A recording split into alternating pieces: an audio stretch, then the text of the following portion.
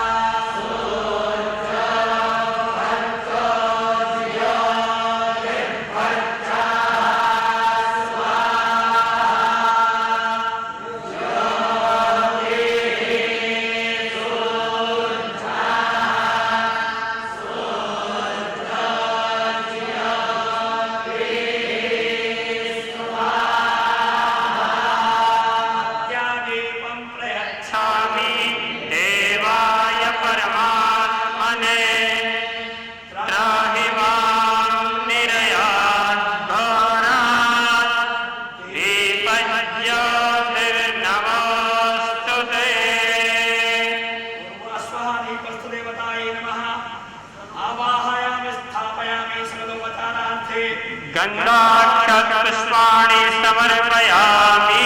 नमस्करोमि प्रार्थनापूर्वकम्। ॐ विष्णोराराधनाय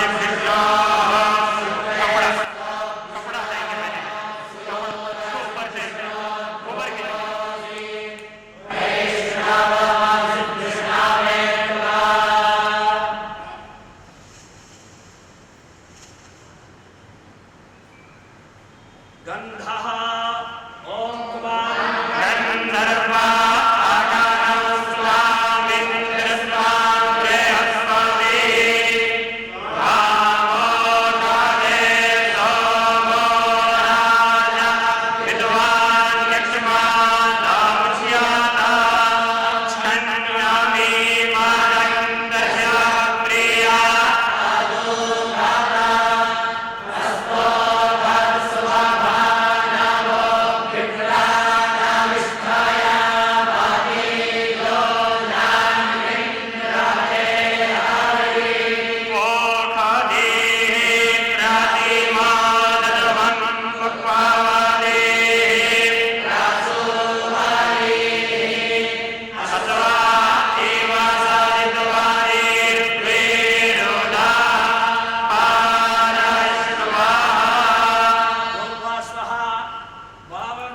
देवाय नमः।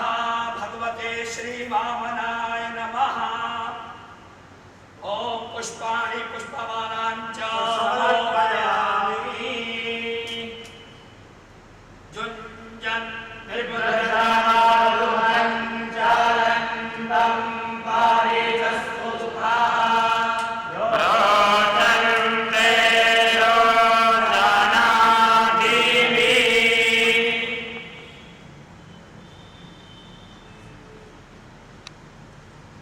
प्रार्थना। ॐ तद्विष्णोः परमं पदद्गु सदा पश्यन्ति सूरयः देवचक्षुरागतं माम्। हरिः ओम्। श्रीगुरुभ्यो अतो देवा अवन्तु नो यतो विष्णुर्विचक्रमे पृथिव्या सप्तधामभिः इदं विष्णुर्विचक्रमे त्रेधानि दधे पदम् समोढमस्य पांशुमे त्रीणि पदा विचक्रमे विष्णुर्गोपा अदाभ्यः अतो ब्रह्माणि धारयन् विष्णो कर्माणि पश्यत यतो व्रतानि पस्पशे इन्द्रस्य युज्यः सखा तद्विष्णोः परमं पदं सदा पश्यन्ति सूरजाः हरिः चक्षुरा ततम् तद्विप्रासो विभन्नवो जाग्रीवां सस्सविन्धते विष्णोर्यः परमं पदम् हरिः ओम। हम सबका बड़ा सौभाग्य है आज भाद्रपद द्वादशी तिथि को भगवान वामन जी का प्राकट्य दिवस है।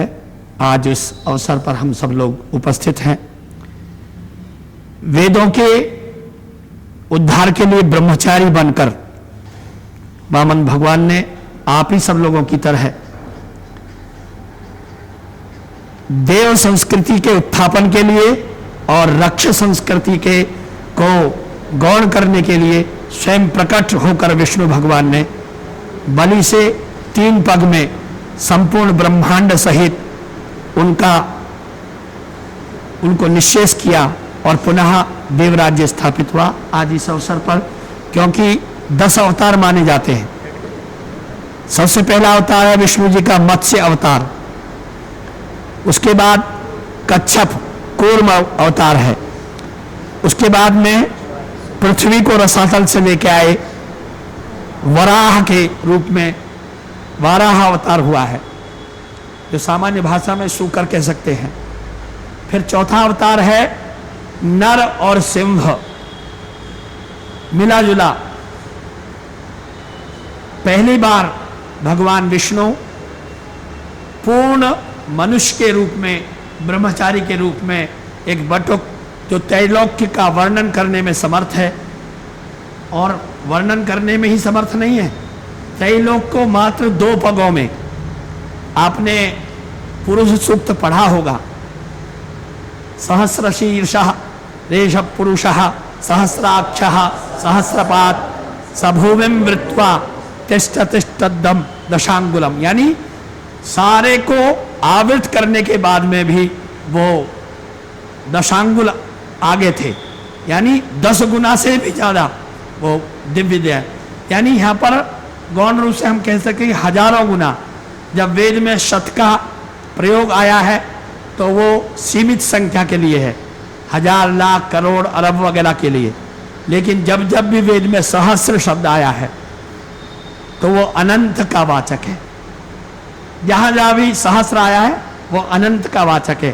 तो भगवान अनंत जो विष्णु हैं, जो सारे संसार में व्याप्त हैं, विसर्ग व्याप्त धातु से विष्णु बना है, वही विष्णु देवराज देवताओं के राज्य को पुनः प्राप्त करने के लिए भक्त प्रहलाद के पौत्र बलि से उसको संतुष्ट करके, क्योंकि वो भी भक्त है, ब्राह्मण भक्त है, गो भक्त है, जैसे उसने ब्रह्मचारी को सामने देखा, शुक्राचार्य जी के बार बार मना करने पर भी उन्होंने संकल्प लिया और संकल्प में 3 पग भूमि मांगी भगवान ने। उन्होंने कहा 3 पग भूमि में देता हूं, और जैसे संकल्प छोड़ा भूमि पर तो भगवान विराट स्वरूप हो गए, अनंत रूप में। एक पग में संपूर्ण भूमंडल, दूसरे पद में संपूर्ण ब्रह्मांड। अब मैं तीसरा पद कहाँ रखूं बताओ बलि, तुम मेरे भक्त हो, बताओ मैं तीसरा पद कहाँ रखूं। तो वो भक्त है, जानता है, विष्णु को पहचानता है, सर झुका दिया, मेरे मस्तिष्क पे रख दीजिए। भगवान प्रसन्न हो गए, खुश हो गए। भगवान ने उसका सर स्पर्श किया है और उसको पाताल लोक का आधिपत्य प्रदान करके स्वयं उसकी रक्षा के लिए रात दिन वहाँ डटे रहते हैं। ऐसे भगवान वामन के अवतार जो आज जयंती है उनकी, इस अवसर पर हम सब लोग उपस्थित हैं और हम सब ब्रह्मचारी वामन भगवान के प्रतीक के रूप में यहाँ पर उपस्थित हैं। हम सब वेदों की रक्षा, सुरक्षा, संपूर्ण राष्ट्र और दैवीय संस्कृति की रक्षा के लिए यहाँ आए हैं, क्योंकि दो ही तरह का, दुनिया में दो तरह के लोग हैं, दैवीय संपदा वाले और आसुरी संपदा वाले। भगवान ने 16वें अध्याय में दैवीय संपदा के कुछ गुणों का वर्णन करने के बाद में आसुरी संपदा क्या है, आप सब लोगों ने पढ़ा है। आसुरी संपदा क्या है, उसका विस्तार से वर्णन क्या है। मेरे बिना ये संसार चल नहीं सकता, ये कौन कहता है? ये आसुरी संपदा वाला कहता है। मैंने आज इतना प्राप्त कर लिया और इतना प्राप्त कर लूंगा, आज मैंने इसको जीत लिया है, कल को इन सबको जीत लूंगा। इस प्रकार की जो आसुरी प्रवृत्ति, उसी को समाप्त करने के लिए भगवान ने 26 गुणों का वर्णन किया है। अभयम सत्व संशुद्धि, ज्ञान योग व्यवस्थिति, दानम दमश्च यज्ञश्च, स्वाध्यायस्तव आर्जवम इत्यादि 26 गुणों का वर्णन किया है। मात्र 2.5 श्लोकों में ये 26 गुणों का वर्णन हो गया है और शेष आधे श्लोक में उसको बताया कि ये दैवीय संपदा है, जो पहले बहुत कुछ बता दिया गया है। अब मैं विस्तार से आसुरी संपदा का वर्णन करूंगा। भगवान ने आगे 16वें अध्याय में आसुरी संपदा वाले लोग कैसे होते हैं वो सब बताया है। जिनको भी जानने की इच्छा हो वो जान सकते हैं, क्योंकि बिना जानने की इच्छा के ज्ञान प्राप्त हो नहीं सकता। ऋते ज्ञानान न मुक्ति। और बहुत बड़ी बात भगवान ने कह दी है, ज्ञान से बढ़कर कुछ नहीं है। क्या कहा बोलो, आप लोग सब जानते हैं। नहीं ज्ञानेन सदृशम पवित्रम इह अस्मिन् लोके विद्यते। संस्कृत भाषा दुनिया में बहुत सरल भाषा है। जो लोग संस्कृत नहीं जानते हैं वो इस वाक्य को सुने, न ही निश्चयेन ही ज्ञानेन सदृशम पवित्रम इह अस्मिन् लोके अस्मिन् संसारे ब्रह्मांडे न विद्यते। ज्ञान से बढ़कर कुछ नहीं, और उस ज्ञान की रक्षा के लिए शक्ति, बल, पुरुषार्थ की आवश्यकता है। और जब ये ज्ञान और पुरुषार्थ मिल जाते हैं तो परम श्रेय की प्राप्ति होती है। हमारे यहाँ एक मंत्र है वेद में 32वें अध्याय में, इदम में ब्रह्म च क्षत्रंच उभे श्रियमश्नुताम मयि देवा दधतु श्रियमुत्तमान तस्यै ते। ये ब्रह्म, ये ज्ञान शक्ति, ये बल जब मिल जाते हैं, क्षात्र शक्ति एक हो जाते हैं, तो सारी सृष्टि का विकास होता है। और जब ज्ञान नहीं होता तो चतुर्थ बन जाता। ज्ञान का अभाव क्या है?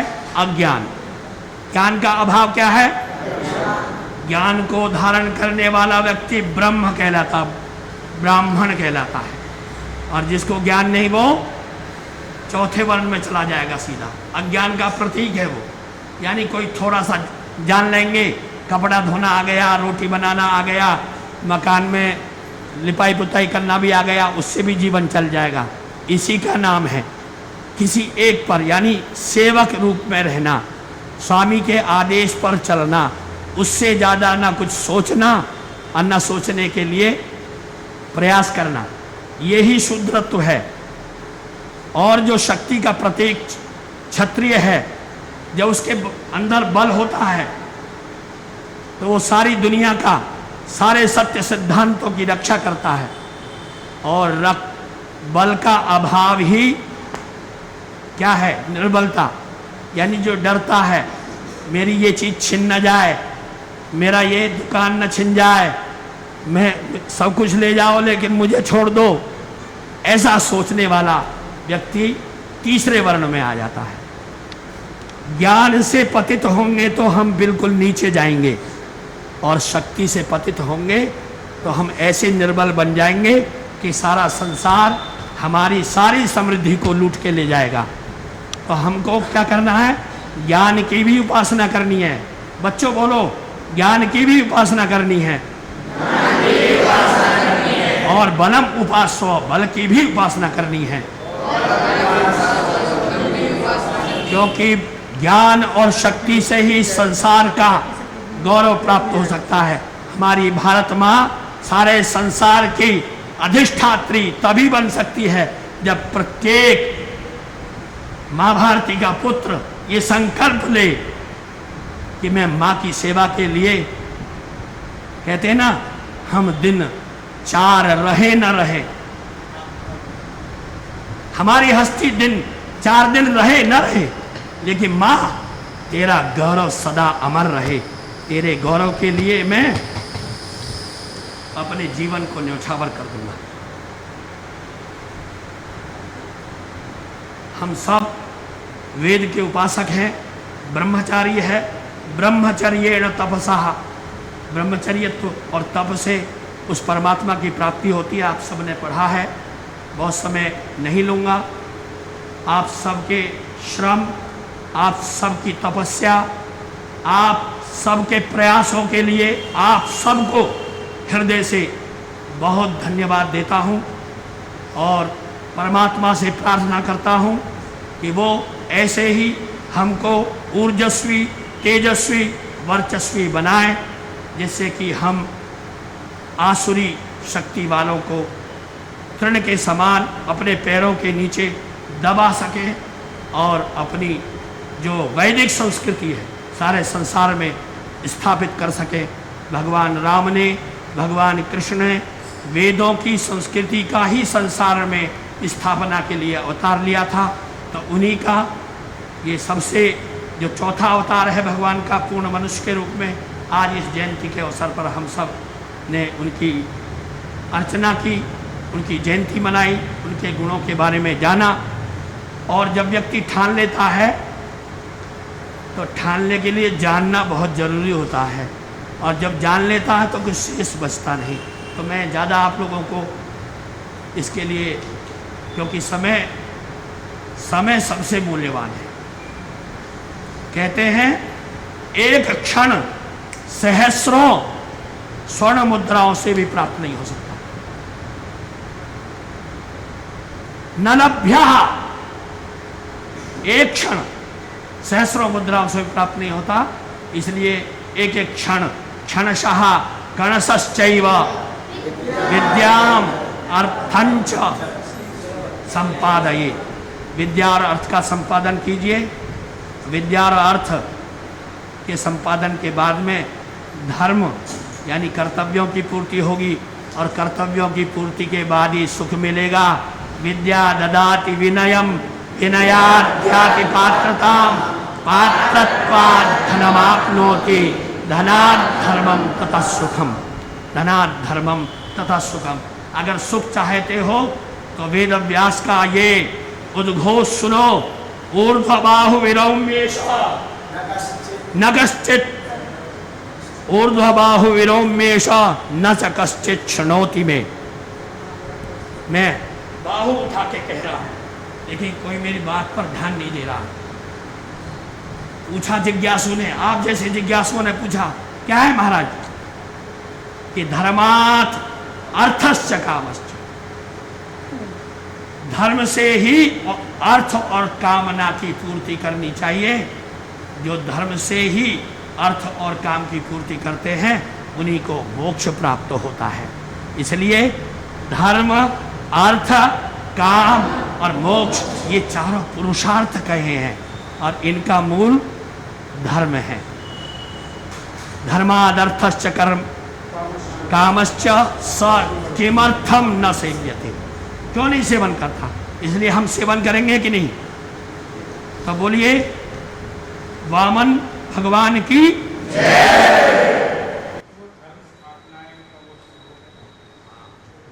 भगवान ने, आप सब लोगों ने गीता पढ़ी है, और गीता न केवल आपने मूल पढ़ी है, आपने तो वास्तव में छोटे छोटे बच्चों ने पूरी व्याख्या सहित पढ़ी है। और इस प्रकार से पढ़ी है कि हम श्लोक बोलेंगे ये अर्थ कर लेते हैं। भगवान का उद्देश्य इस संसार में आने का क्या है? धर्म संस्थापना। आप जानते हैं धर्म संस्थापना के लिए उनको दो काम करने पड़ते हैं, दुष्टों का संहार और साधुओं का परित्राण। दुष्टों को समाप्त कर दो, वेद कहता है खांजन भेद दमः। तो भगवान स्वयं अपने आने का उद्देश्य बताते हैं, यदा यदा हि धर्मस्य ग्लानिर्भवति भारत अभ्युत्थानमधर्मस्य तदा परित्राणाय साधूनां विनाशाय च दुष्कृतां धर्म संस्थापनार्थाय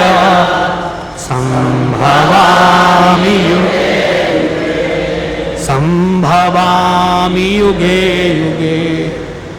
जब भी भगवान अवतार लेते हैं तो विभिन्न रूप में वो कहते हैं। भगवान राम ने भी कहा कि इस सारी पृथ्वी को निशाचरहीन कर दूंगा, निश्चरहीन मैं ही करूं। ऋषियों के सामने संकल्प लिया। तो भगवान के अवतार का उद्देश्य क्या है? धर्म संस्थापना। और धर्म संस्थापना में बाधक लोग कौन होते हैं? दुष्ट। तो दुष्टों का संहार, दुष्टों का निग्रहण। और धर्म संस्थापना में सहायक कौन होते हैं? साधु। साधुओं का परित्राण, साधुओं को का बढ़ावा। ठीक है, हम सब यही करेंगे कि नहीं? दुष्टता के सामने कभी नहीं झुकेंगे, ठीक है, और साधुता के सामने हमेशा नतमस्तक रहेंगे और उसको हृदय में रखेंगे। मैं इन्हीं बातों के साथ अपनी वाणी को विराम देता हूँ।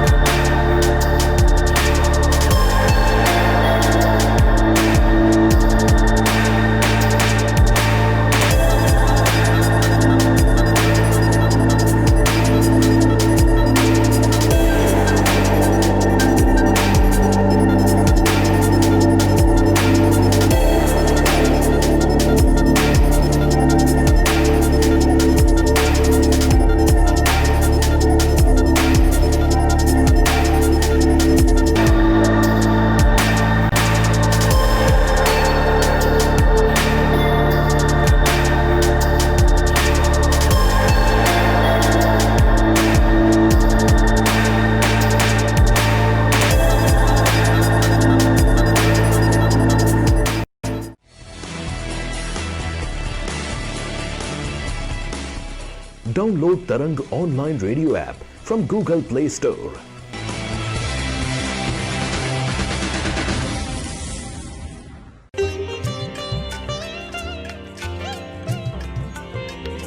You are listening to Tarang Devotional Online Radio.